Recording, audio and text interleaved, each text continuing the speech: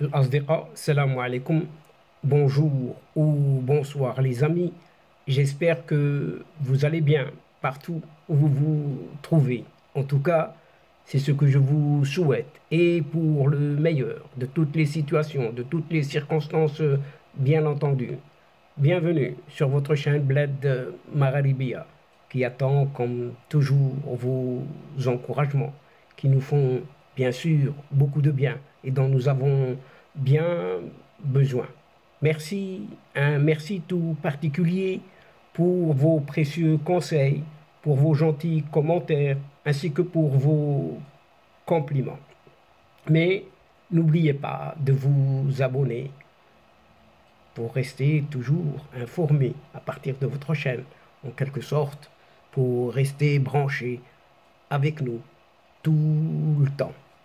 الأصدقاء، نتمنى تكونوا بخير وعلى خير أينما كنتم. أهلا وسهلا بكم ومرحبا بكم في قناتكم. Cette séquence vidéo évoque pour vous la question du Sahara, dont l'envoyé personnel du secrétaire général des Nations Unies livre une nouvelle perspective après sa visite aux provinces du sud marocain. Le Conseil de sécurité de l'ONU s'est réuni une nouvelle fois pour aborder cette question du Sahara et discuter de ce fameux rapport du secrétaire général des Nations Unies. Ce projet a été discuté et amendé et dont l'envoyé personnel du secrétaire général de l'ONU a été également entendu après sa visite au Sahara marocain. Et nous allons essayer de décortiquer, de décrypter un tout petit peu tout cela à travers la présente séquence.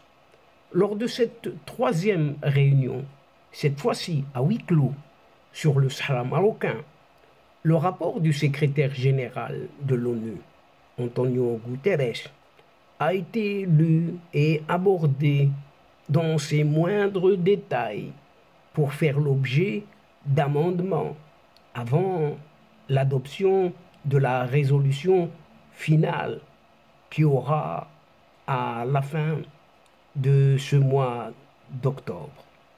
Cette année 2023, Antonio Guterres a mis à nu les pratiques du mouvement séparatiste du Polisario et a souligné l'implication et la responsabilité d'une certaine Algérie, ou du moins de son régime, dans ce dossier qui dure depuis près de 50 ans déjà.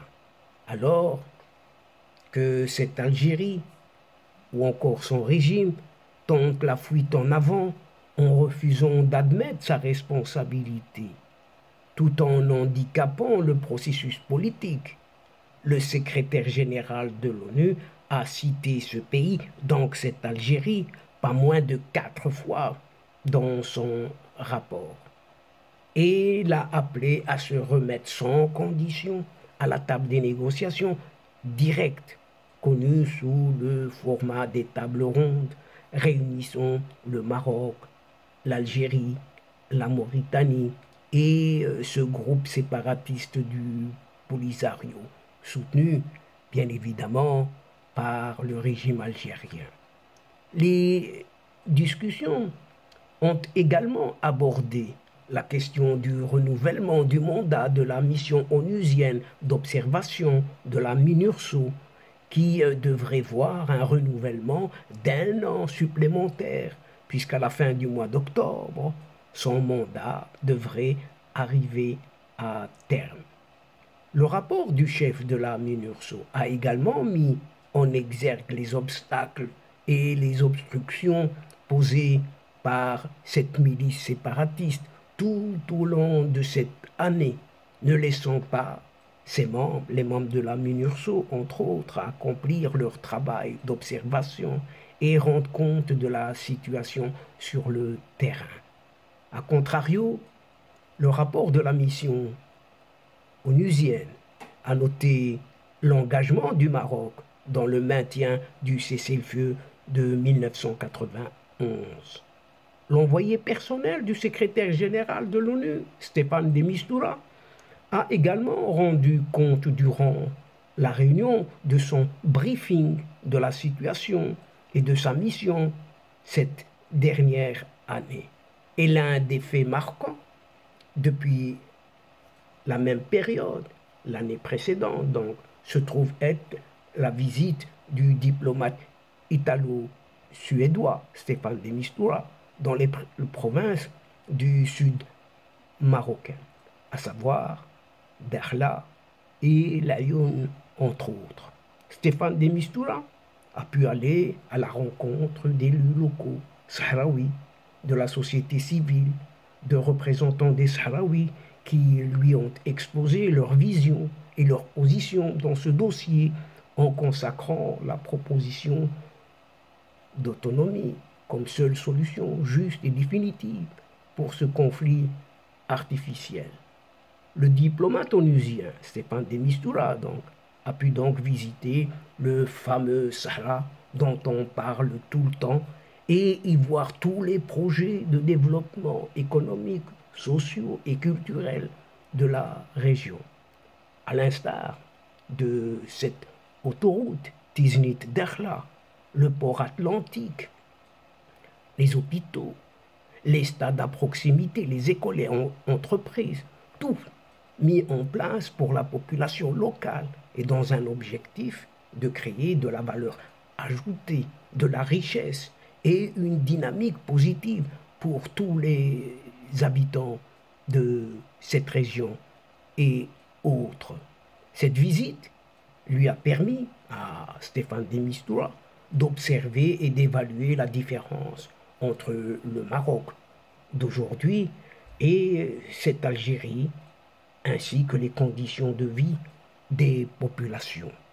Toutes ces choses et nouvelles perspectives qui permettent de mieux aborder la situation sont contenues dans son briefing qui apporte de la nouveauté par rapport aux visites effectuées précédemment, qui sont cantonnées au camp de Tindouf, en territoire toujours occupé par un certain régime algérien sous l'aval de leur maman, ancienne colonie, et vous l'aurez bien compris, chers amis.